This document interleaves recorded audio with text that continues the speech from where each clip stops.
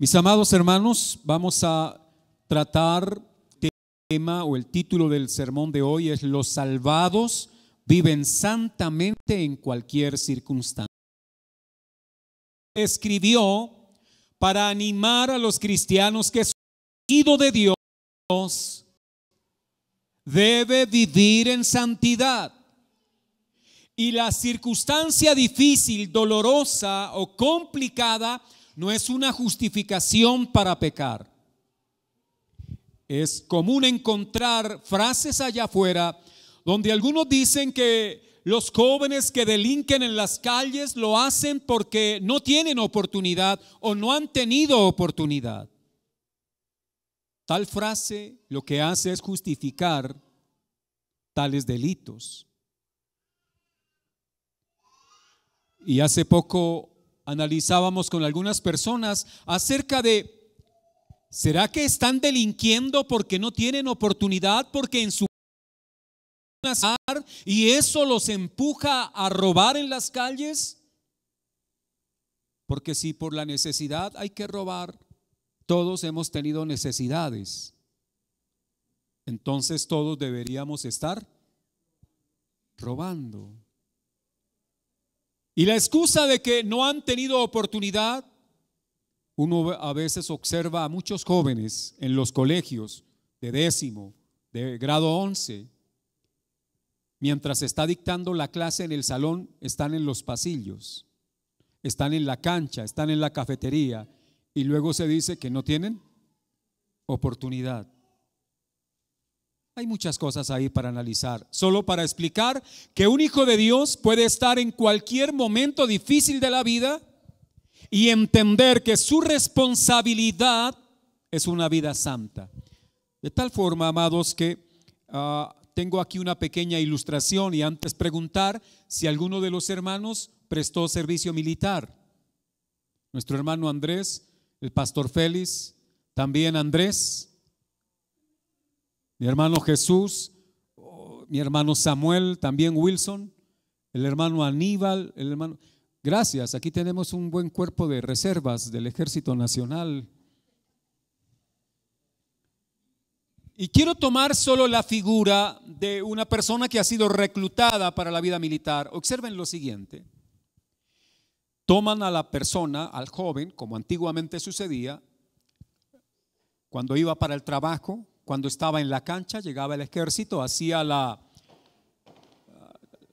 llamábamos comúnmente la batida, y se llevaban al muchacho, lo separaban de inmediato de la familia, lo separaban de los amigos, lo separaban de esa vida en la que él decía: hoy me levanto tarde, o probablemente de las salidas el fin de semana. De todo eso lo separaron y lo llevaron ahora a un lugar donde va a recibir instrucción. El muchacho apenas lo reclutaban, él iba quizá expresando en su cuerpo una idea de vida, me explico, podría llevar el cabello largo o corto o como fuera, estar vistiendo algunas prendas, pero cuando llega allí, de inmediato comienza un proceso de cambio, de transformación. Escuché a un militar que decía: esos muchachos que cuando lo llevan en el camión para el batallón, van gritando y van echando bromas y hasta burlándose de los que los llevan allí, y cuando los tienen allá ya en el batallón, lo primero que hacen es pasarlos por la rasuradora, y eso tiene un efecto psicológico, ¿verdad? Después de que ya le han calviado, el muchacho ya baja un poco más la cabeza y entra más en sometimiento, ¿no? Y luego le hacen poner un uniforme que quizá no está ajustado así como a él le gusta. Y le toca vestirlo, y comienza esa disciplina de levantarse, no sé, hermanos, ¿a qué horas? A las 4 de la mañana suena una diana, una trotarse, En casa decía que se bañaba más tarde porque el agua estaba muy fría. Allí no hay nada que hacer.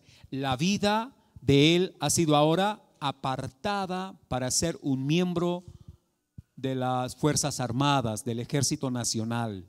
Y le van a enseñar a presentarse con decoro. Al muchacho no le preguntaron, ¿quiere o no quiere? No, lo tomaron y lo llevaron allí. Y quiero decir que Dios, por gracia y misericordia, nos tomó y nos atrajo a Él, y ahora vivimos para la gloria y honra de Él. Hemos sido separados de este mundo y de una vida en la cual la vanidad es lo que más hace presencia, para comenzar a vivir bajo el pensamiento del reino de Dios, aún estando en este mundo. Pues voy a tratar de expresarlo en 3 puntos, y es que los salvados viven santamente en cualquier circunstancia. En el versículo 13 de Primera de Pedro al versículo 16 dice la palabra del Señor así: por tanto, ceñid los lomos de vuestro entendimiento, sed sobrios y esperad por completo que antes teníais estando en vuestra ignorancia, sino como aquel que os llamó es santo, sed también vosotros santos en toda vuestra manera de vivir. Amén. El primer punto trata de la santidad en los hijos de Dios, en usted que ha sido llamado por el Señor. Y antes me veo obligado a aclarar algo. Santidad no significa perfección. A veces uno oye a los hermanos decirle a otra persona que nadie es santo, que santo no hay sino uno, Dios. Y aunque la frase parece correcta, no lo es correcta bíblicamente. A los santos que están ¿dónde? En Corinto, llamados a ser santos. Pablo no dijo santo es uno solo, haciendo alusión a Dios. Porque cuando los hombres de Dios escribieron la palabra, en su mente el término santidad no significaba perfección y no debe significar perfección. La palabra santo significa apartado, separado. ¿Me hago entender? O sea que si Dios lo apartó a usted de una vida de pecado y lo acerca a Él, ¿cómo llamamos esa clase de acción de parte de Dios? Santificar, apartar. Imaginémonos que encontramos allá afuera hay 10 personas que están vestidos y su ropa está toda mugrienta. Entonces, de esos 10 tomamos 5, los apartamos y los llevamos a un lugar con un propósito: limpiarlos, bañarlos. Pero el solo hecho de apartarlo de los otros no los hace limpios. ¿Me hago entender con la idea? O sea, vamos a imaginarlos que los cogemos de las calles, los llevamos arriba al segundo piso a los baños.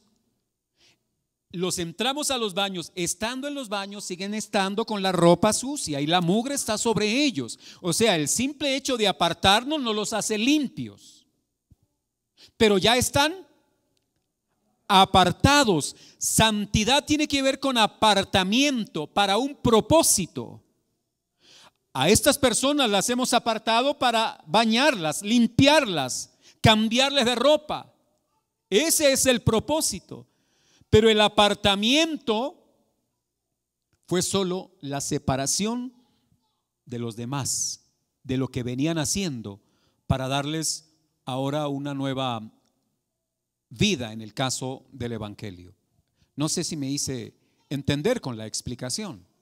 ¿Ya? Entonces Dios nos apartó de una gran masa en la cual todos allí andan en contra de la voluntad de Dios, y cada uno hacía lo que el corazón le ordenaba hacer. Y del corazón salen los malos pensamientos, los homicidios, los adulterios, las fornicaciones y toda obra pecaminosa.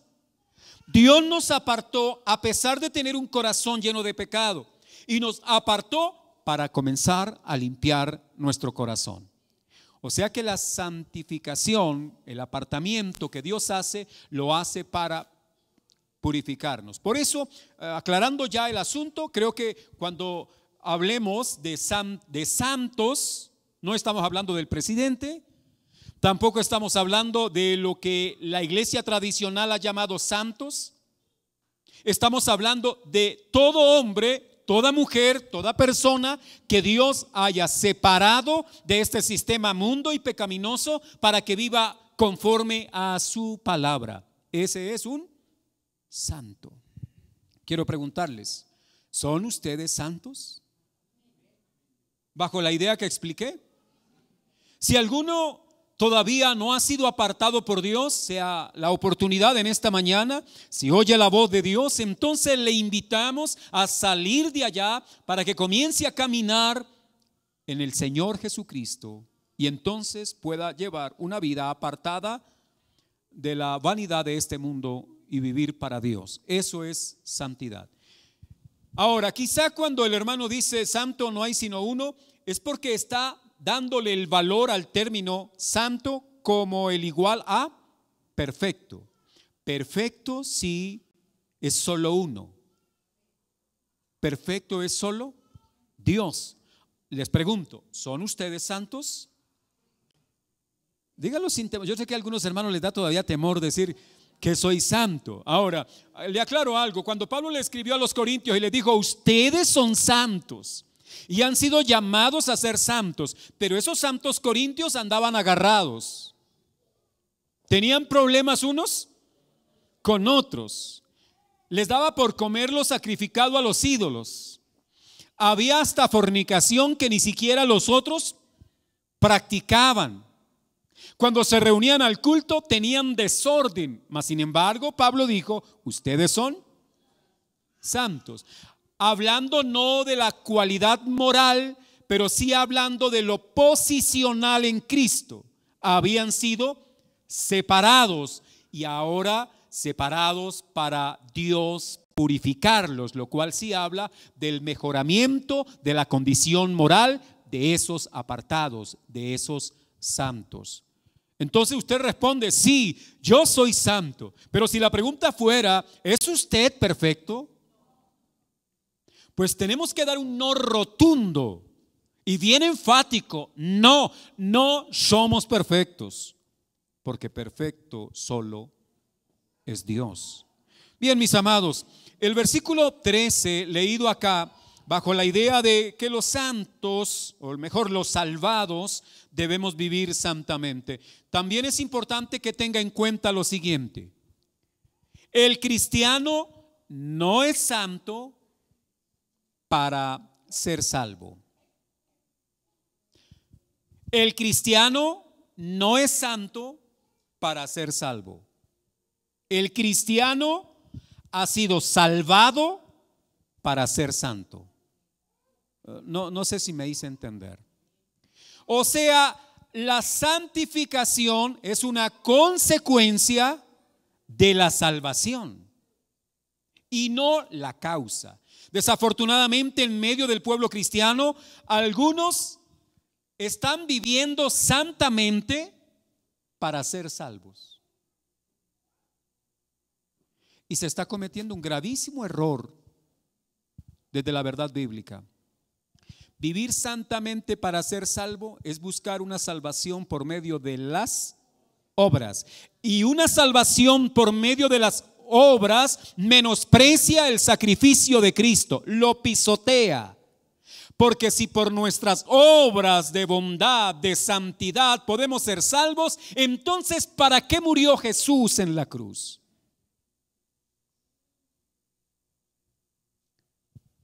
En cambio, Dios nos salvó por gracia, por medio de la fe, no por obras, para que nadie se gloríe. Mas Dios, preparó buenas obras para que nosotros andemos por ellas. Me hice entender. Solo aquel que ha sido salvado podrá llevar una vida apartada del mundo. Si no ha sido salvado, no, es imposible. Dios primero nos salva y luego nos concede el hacer obras para su gloria, en su honor. ¿Claro hasta ahí? Porque es bien importante, amados hermanos, cuando hablamos de la salvación, no, por favor, poner a descansar la salvación en lo que hacemos. Viví quizá por unos 10 años esa experiencia, ¿no? De estar todos los días procurando no fallarle al Señor para ser salvo, pero todos los días experimentaba una profunda angustia. Porque al terminar el día, yo hacía un análisis de lo que había hecho en el día, y en el día había hecho cosas malas, había pensado injustamente y había actuado de la misma manera. Todas las noches tenía que volver otra vez a pedir perdón y decepcionado porque no podía vivir santamente, y veía que la salvación como que se me alejaba cada vez más. Hasta que el Señor, por su gracia, nos enseñó que no era así. Y entonces ahora Dios nos ha dicho: es que yo los he salvado para que ustedes puedan hacer estas obras. Eso indica que es posible vivir apartado del pecado y del mal, porque Dios nos salvó, nos sacó de una condición de pecado. Espero aclarar el asunto. Bien, entonces en el versículo 13 debemos, amados hermanos, vivir en esta tierra, porque estamos en el mundo, en medio de una sociedad, como Jesús la describió, perversa. Pregunto, ¿es la generación en la que nosotros vivimos una generación perversa, maligna, apartada de Dios? Sí. ¿Debemos acaso separarnos de toda esta masa humana para poder ser santos? No. Aún estando en medio de ellos, el Señor nos invita a no participar de las obras infructuosas de las tinieblas, apartarnos de las cosas que ellos hacen. Pero el texto, según Pedro, nos dice que debemos vivir así, esperando por completo en la gracia que se nos traerá. Versículo 13. Por tanto, ceñid los lomos de vuestro entendimiento, sed sobrios y esperad por completo en la gracia que se os traerá cuando Jesucristo sea manifestado. ¿Cómo debemos vivir? Debemos vivir santamente, esperando por completo en la gracia que se nos traerá cuando Jesús vuelva de nuevo a la tierra. Pero comienza hablando de por tanto. Ese por tanto es conectando con la idea anterior. Hace 8 días Luis Miguel explicaba acerca de la unidad anterior, en la cual por la gracia se nos fue dada la palabra, porque el Espíritu de Cristo llevó a aquellos profetas a hablar la palabra de Dios y la dejaron por escrito esta palabra. Y ellos hablaron de la gracia que se revelaría en Cristo, pero no vieron la manifestación como nosotros hoy sí la podemos disfrutar, esa presencia de la gracia de Cristo, de la presencia del Espíritu Santo en nuestro ser. Entonces, ahora Pedro, conectando esa idea anterior, dice: así o por eso, como ya el Señor nos dejó la palabra y nos anuncia la gracia que sería dada a través de Cristo, nos dice: entonces ciñan el entendimiento. Y aquí quiero hacer énfasis. Para algunos la fe cristiana es una fe de tipo emocional. Una fe que la viven a partir de lo que sienten. Y son muchas las personas que entonces hablan en esos términos. Siento, no siento. Siento ir a la iglesia, no siento ir. Siento orar, no siento orar. No sé si estoy de pronto exagerando el asunto, pero hay personas que hablan de lo que sienten. No hablan de lo que entienden. Y el propósito aquí es que nosotros, teniendo la palabra revelada por Dios, comencemos a ceñir nuestro entendimiento. Ceñir, ¿saben qué significa? ¿Ah? Ajustar. Bueno, puede ser. El asunto, ceñirse, significa alistarse. Cuando la Biblia nos invita a ceñidos, era alístese.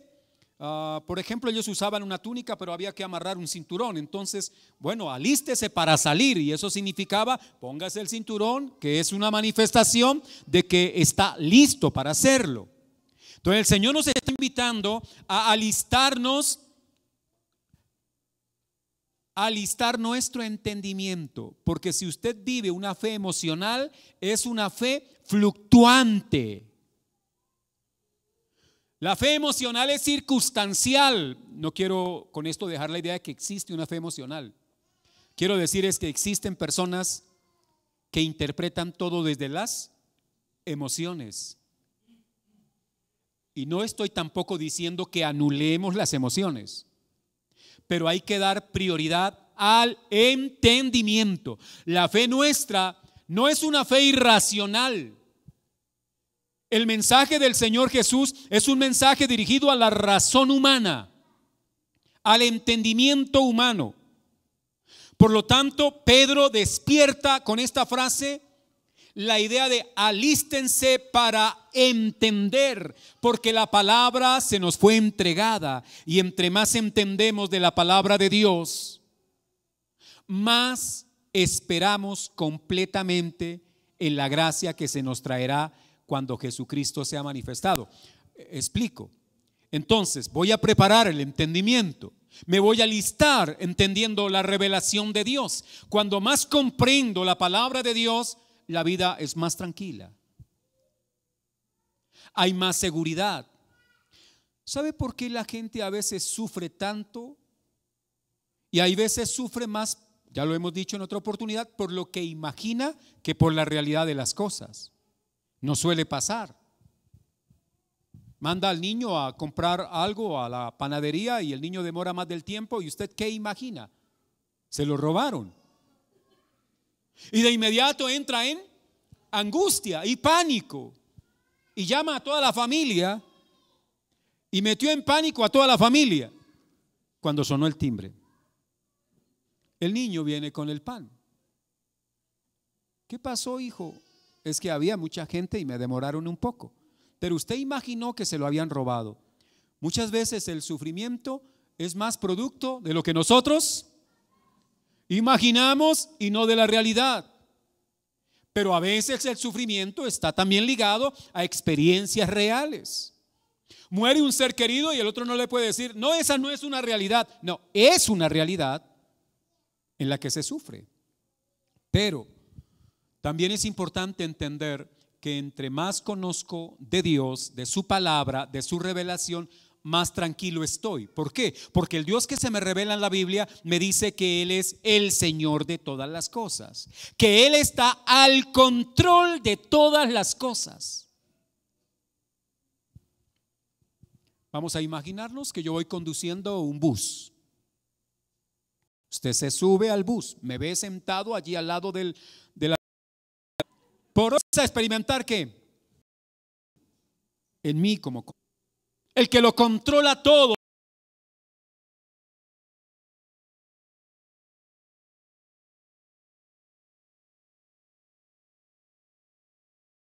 Y que todas las cosas suceden, amados hermanos, para que el plan perfecto de Dios sea cumplido. Y cuando más conozco esto y sé que estoy en las manos de Él, estoy en las manos de Dios.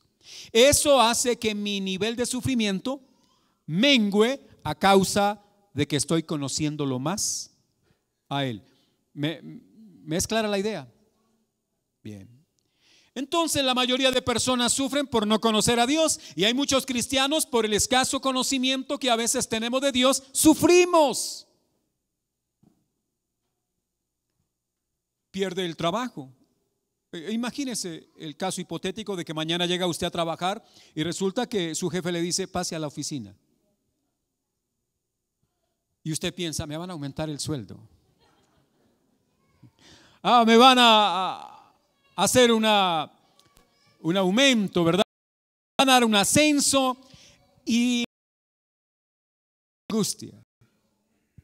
Vuelvo a repetir, ¿por qué lo embarga la angustia? Porque dice, oh, ¿y ahora quién podrá ayudarme? ¿Ya? ¿Usted considera que no hay nadie que lo pueda ayudar? Su angustia es a causa de no ver a Dios obrando en su favor. Pero cuando usted mira la carta y mirando la carta puede pensar, Señor, sé que estás al control de esta situación. Sé que estoy en tus manos.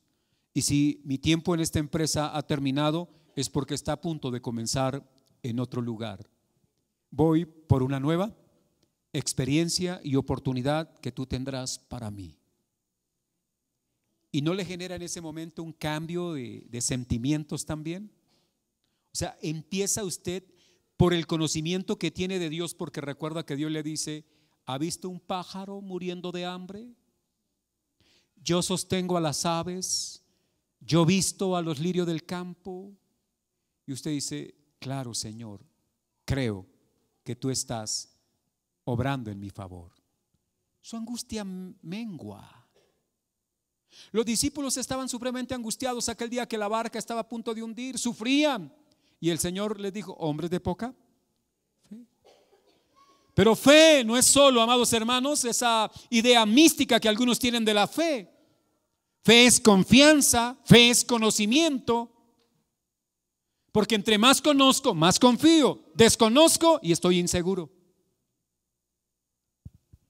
Pregunto, ¿hay lugares de la ciudad por los que usted camina y le da más miedo que en otras? Sí. Pero ¿ha notado usted que aquellos lugares donde usted camina y va con mucha inseguridad son los lugares que usted poco conoce? Pero el lugar puede ser muy peligroso, pero si usted vive ahí, conoce el lugar, aunque debe tener cuidado, usted se mueve con más confianza y tranquilidad. A mayor conocimiento de Dios, mayor confianza. Un hermano de la iglesia le dice, hermano, si gusta mañana yo recojo al niño del jardín y se lo llevo a su casa. Si es un hermano al que usted conoce en buena medida, le entrega el carnet del niño para que vaya a recoger a su hijo y lo lleve a su casa. Pero si es un hermano al que usted no le tiene mayor conocimiento, tampoco le tendrá mayor confianza. Y resulta que usted le dio el carnet y al otro día está angustiado, ¿será que sí me lo trae o se lo lleva? ¿Ya? Pero cuando uno conoce a las personas, y eso que ese conocimiento es parcial, aquí nos está diciendo el Señor a través de Pedro es, ciñan el entendimiento. Aquí, hermanos, creo que nosotros, por eso la Biblia nos invita a renovar el entendimiento, y es renovado por la palabra de Dios. Nos invita a que cuando eso pasa, esperamos por completo, no a medias. Esperamos por completo en la gracia que se nos traerá cuando el Señor venga. En otras palabras, ese conocimiento en Dios, esa confianza en Dios nos hace mirar hacia el futuro y nos hace mirar hacia el momento glorioso que la iglesia debe esperar siempre: la venida de Cristo, la consumación del proceso salvífico y redentor de la iglesia. Cuando todo aquí, amados hermanos, llegue a su final,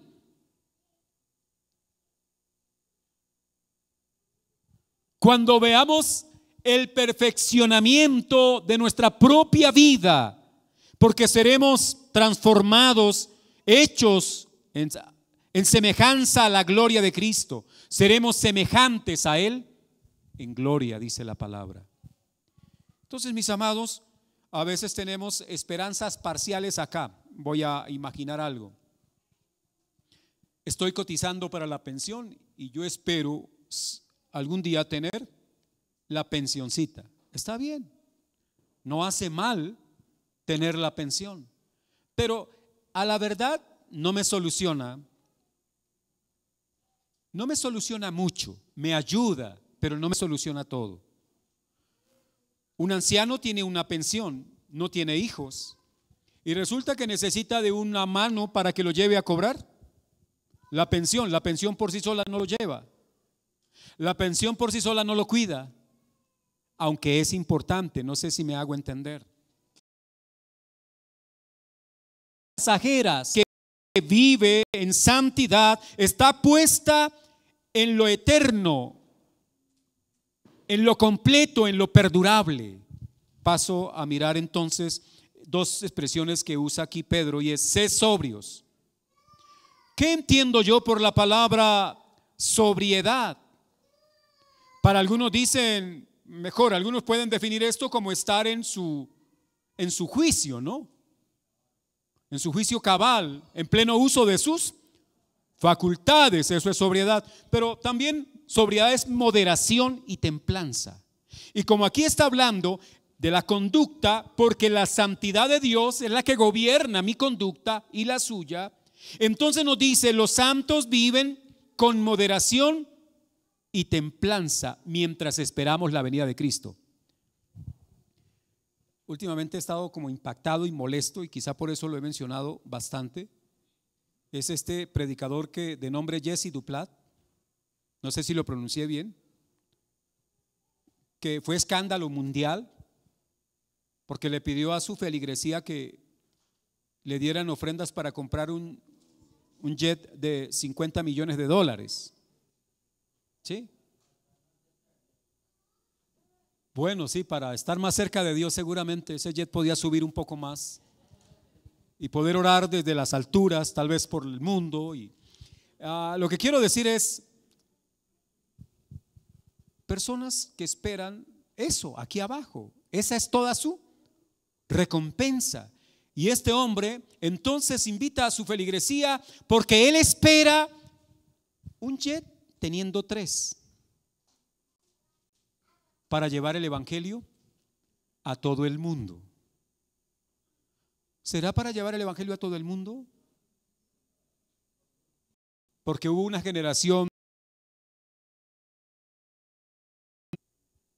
es más, algunas expresiones de los enemigos de la iglesia era los que trastornan. ¿Han leído la frase? Los que trastornan Asia, África. No, los que trastornan el mundo entero. Esa fue la expresión que salió de Tesalónica. Los que trastornan el mundo entero han llegado acá también. 40 años y no necesitaron ni aviones, ni internet, ni ninguna cosa de las que contamos hoy para supuestamente hacer el trabajo más fácil. 40 años.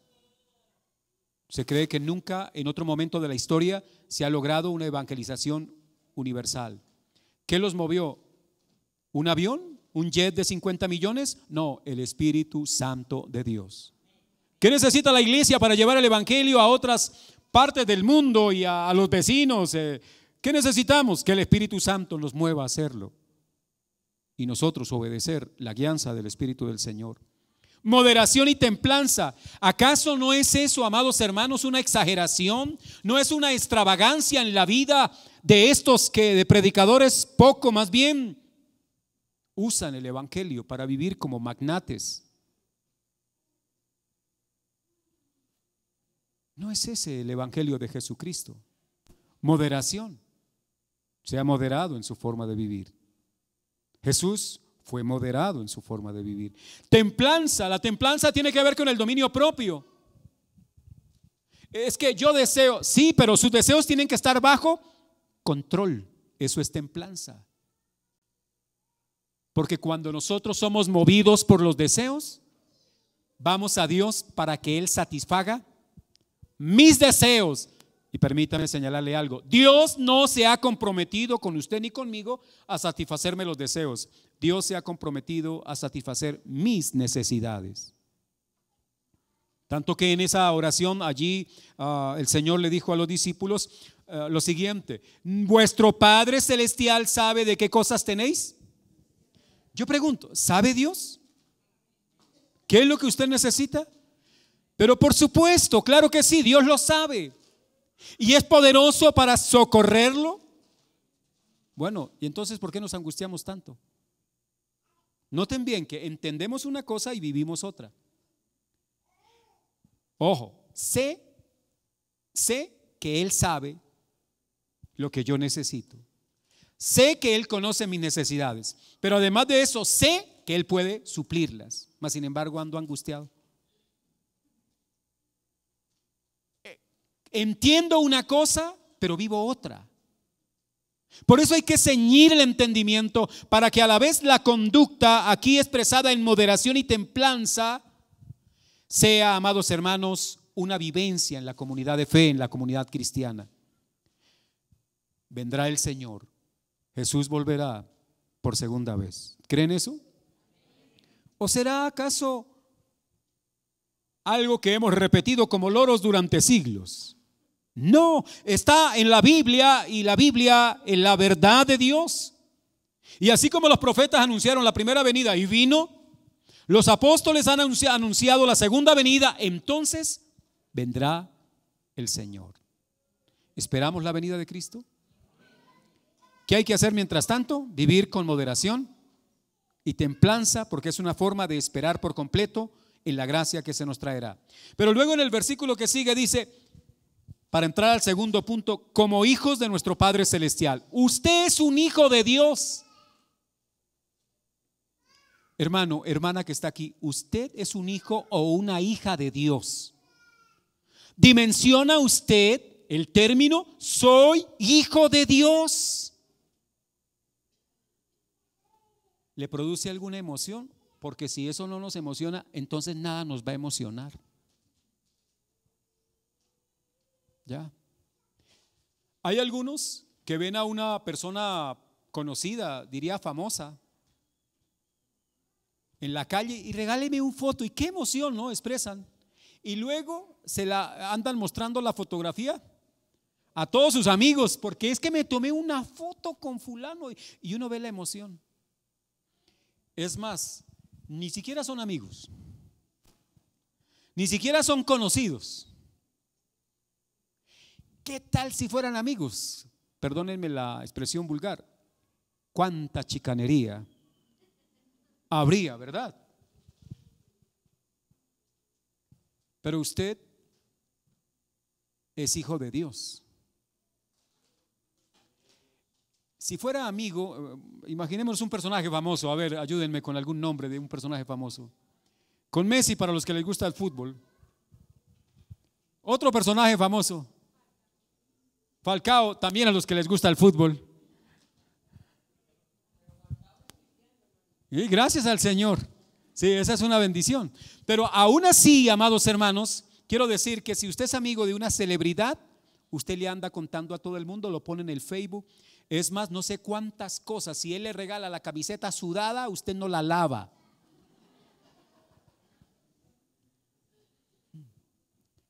No, quiero decir que eso hacen algunos fanáticos, la camiseta toda sudada y así la guardan. El aroma de...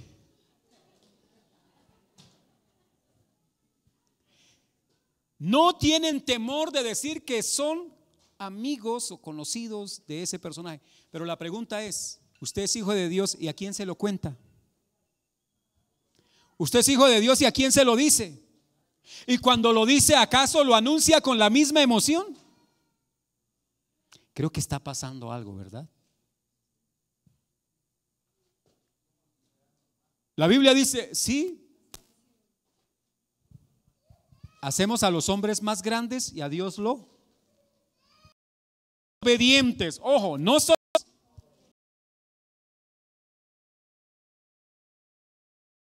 ahí mismo, me adelanto un poco.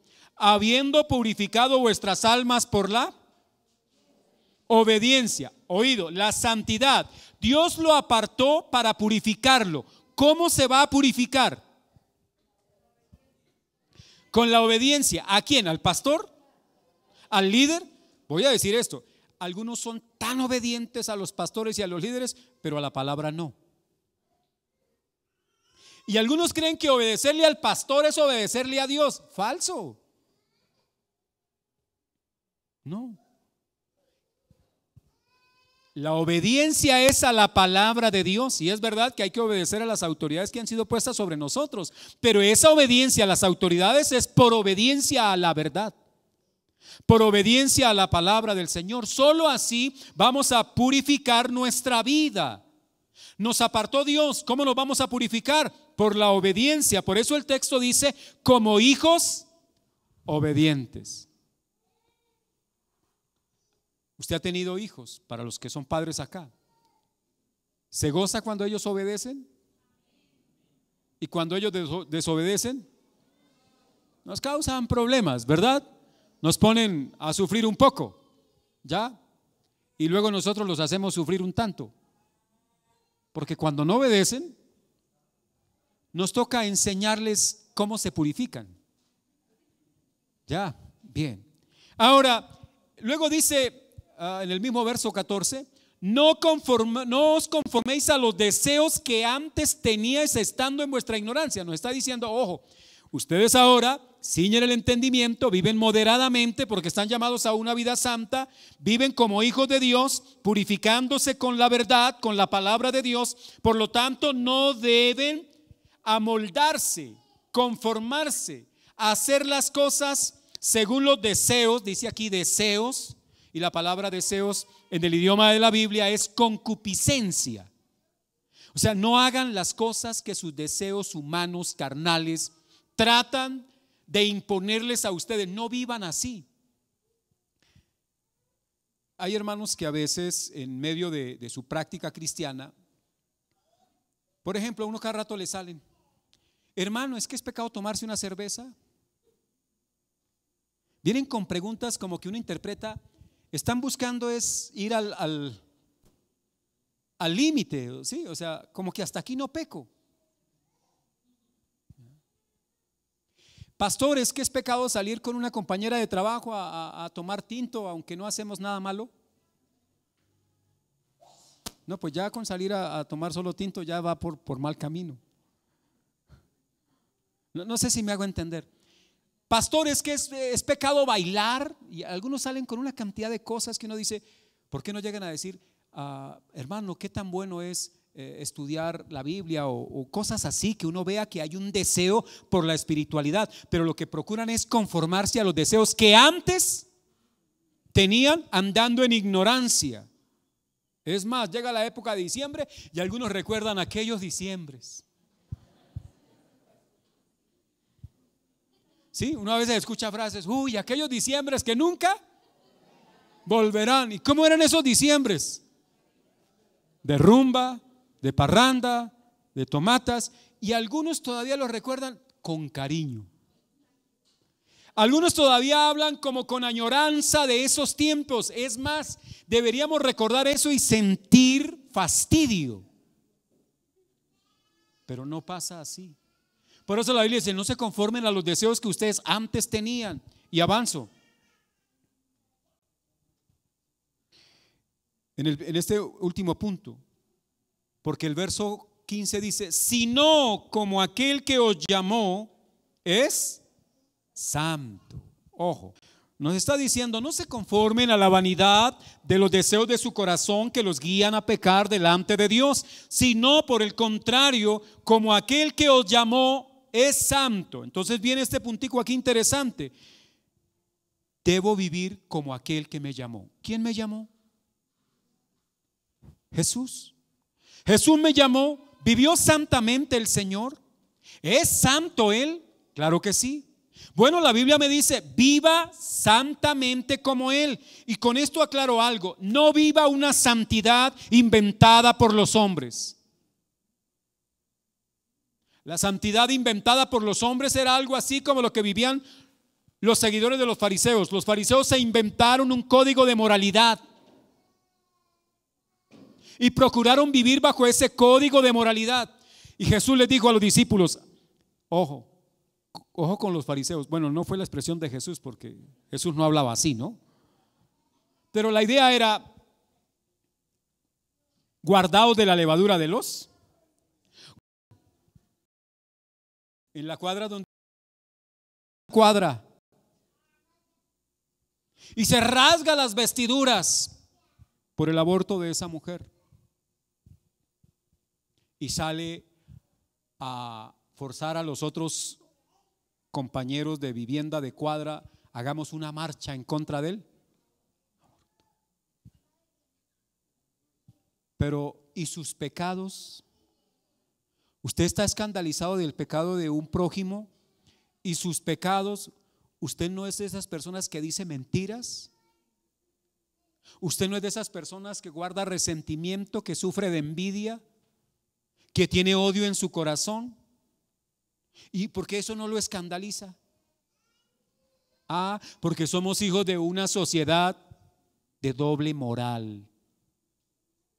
El pecado del otro es horrible, es una tragedia. El suyo, Dios conoce mi debilidad. ¿Sí?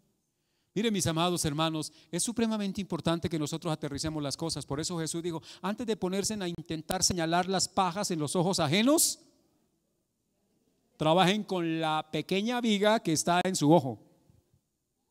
Antes de escandalizarse con el pecado del vecino o de la otra persona por allá, antes de pegar el grito en el cielo por los pecados que ellos cometen, escandalicémonos de nuestros propios pecados. Póngase frente al espejo de la palabra y reconozca sus propios pecados. Yo le pregunto, y seamos honestos: ¿es usted murmurador? ¿Murmuradora? Mejor no murmuro. ¿Es usted una persona envidiosa? ¿Envidioso? Usted dirá: no, yo no. Entonces, ¿por qué le arde cuando al otro lo ascienden y a usted no? ¿Por qué le molesta que el hijo de la otra familia le haya ido bien en el colegio? Siempre decimos: eso es suerte.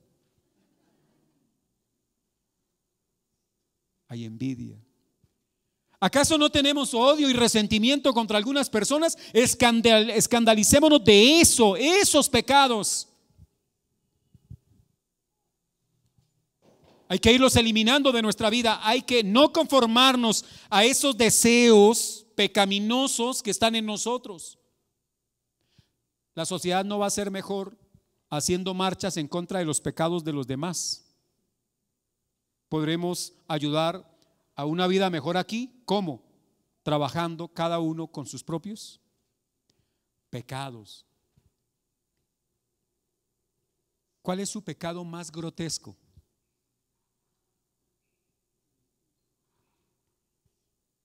Vuelvo a aquella figura que siempre me asusta.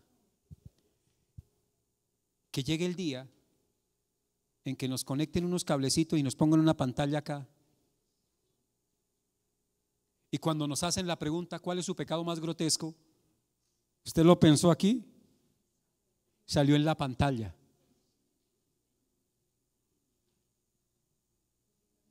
¿Sabe cuántas cosas hay en su mente que son desagradables a Dios? Y que no las conoce quizá nadie más aquí en la tierra.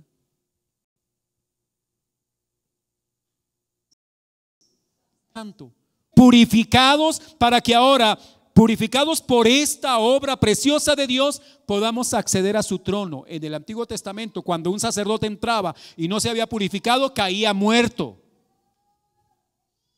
Ahora podemos accesar la presencia de Dios y no morir. ¿Gracias a quién? A que el Señor nos ha purificado, nos está purificando y nos seguirá purificando.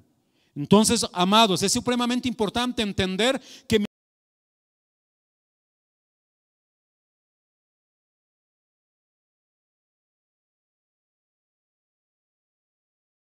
mi santidad no es para que los hermanos hablen bien de mí. Que debo ser santo no para que Dios me use en la predicación u orando por otras personas. No, yo debo ser santo por una sola razón. ¿Cuál? Porque Él es santo. Esa es la razón por la cual la iglesia debe vivir apartada y debe estar en proceso de purificación. Así también nosotros en toda nuestra manera de vivir. Y eso significa santidad en los pensamientos, santidad en las emociones, santidad en la voluntad, santidad en todo el ser. ¿Qué tan santos somos en nuestros pensamientos? Varones que estamos acá, piensan en vengarse. Lo veré más tarde. Venganza. Quiero con eso mostrar que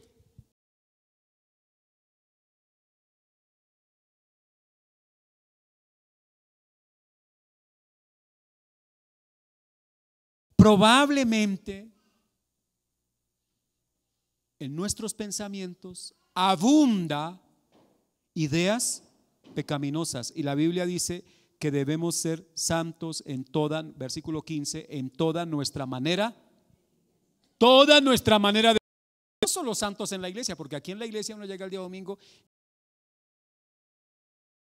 usted es amable, pero ¿es usted así? ¿O solo cruzamos la puerta modo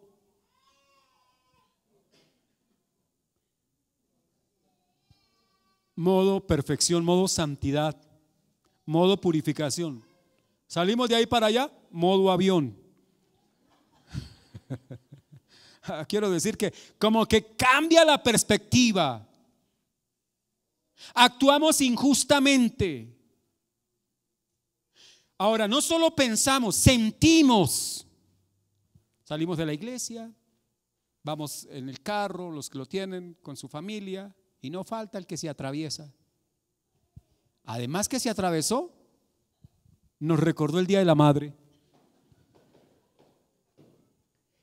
Y de inmediato nosotros pensamos y sentimos, y algunos hasta hacemos. Algunos piensan, ¿dónde fue que dejé el bate? ¿Lo tengo en el baúl? Actuamos muchas veces. Perdónenme lo que voy a decir. Es que somos malos, la verdad. Qué pena, ¿no? Uno llega creyéndose bueno, y que un tipo allá se pare al frente a decirnos que somos malos, eso es una ofensa. Infierno las conoce Dios y han sido hechas delante de su gloriosa presencia. No hemos caído muertos por la pura misericordia de Dios. Y cierro de la siguiente forma. Versículo 16. Porque escrito está. Mire qué bonita forma que usa Pedro. Porque escrito. ¿Y sabe qué significa eso? Si está escrito, mire, aquí no hay reversa, aquí no hay nada para echar para atrás. Está escrito: sed santos porque yo, y esa es una cita de Levítico 11:45, sed santos porque yo soy santo. Y eso fue dicho para sacerdotes y levitas. Y usted dirá, ay, menos mal. Sí, esos sacerdotes y esos levitas deben ser santos, pero usted se olvida de algo, y es que en la carta de Pedro todos los creyentes son vistos como parte del sacerdocio universal. Vosotros sois un linaje escogido, un real. Luego todos nosotros hemos sido llamados a ser parte de un sacerdocio real, y eso significa que debemos estar en permanente purificación. Y si debemos estar en permanente purificación es porque hay una tendencia a ensuciarnos permanentemente. ¿Se baña usted todos los días? No tiene por qué responderlo, eso se nota. Pero por supuesto, ¿y por qué se baña todos los días? Porque todos los días me contamino, todos los días me ensucio. Y si la Biblia nos invita a purificarnos permanentemente, es porque permanentemente hay algo que nos lleva también a contaminarnos. Si somos sacerdotes y ofrecemos delante del Dios Altísimo, debemos presentarnos purificados por la obra de Cristo, no por nuestras obras. hermano, es que ayuné toda la semana y yo estoy listo ahora sí para ofrecer delante de Dios. ¿Confía usted en su ayuno, fariseo? Puntos suspensivos. ¿Cree usted que el ayuno le purifica? ¿Cree usted porque ayer oró 2, 3 horas es más puro? No, no confío. Todavía soy sacerdote del Dios Altísimo. Ay de mí. Es una exclamación de temor, de susto. Ay de mí, que soy muerto, porque soy un hombre pecador, soy un hombre de labios inmundo. Bueno, él era un poco más santo que nosotros. Él solo tenía inmundos labios. Pero él, siendo sacerdote y todo lo que hacía todos los días en el templo para la gloria del Señor, ante la gloria del Dios Altísimo, tiene que reconocer su verdadera condición. Y su verdadera condición es que, a pesar de lo que era, sigue siendo pecador. Hermano, le invito a estar en pie. Pecador, le invito a estar en pie. Pecador, el Señor nos llama. Ya nos llamó y nos separó. Usted debe vivir separadamente. ¿Qué hace usted?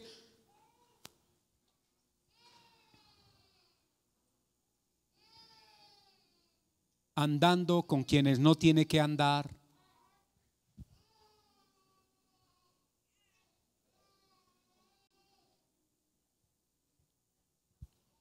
El Señor nos dice allá en 2 de Timoteo de la siguiente forma: pero el fundamento de Dios es este, y está firme, teniendo este sello: conoce el Señor a los que son suyos, y apártese de iniquidad todo aquel que invoca el nombre del Señor. Apartémonos de iniquidad. Apartemos nuestras manos de lo pecaminoso, nuestros pies de lo pecaminoso. El Espíritu Santo guiará su vida. Y cuando en algún momento usted dice: ¿será que estando aquí peco? No pregunte así.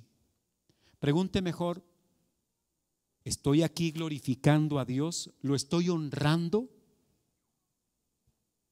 Para que tenga un poco más de claridad y seguramente sienta que mejor debo salir de acá, que debo dejar de hacer esto, que me retiro de esta conversación porque no estoy honrando al Señor, y yo fui constituido sacerdocio real para ofrecer a Dios, y tengo impureza y mi trabajo es purificarme, el suyo es purificarse. ¿Cómo? Por la obediencia a la verdad. Que salgamos de aquí teniendo claridad. ¿Cómo es que nos purificamos? Obedeciendo la verdad, obedeciendo la palabra.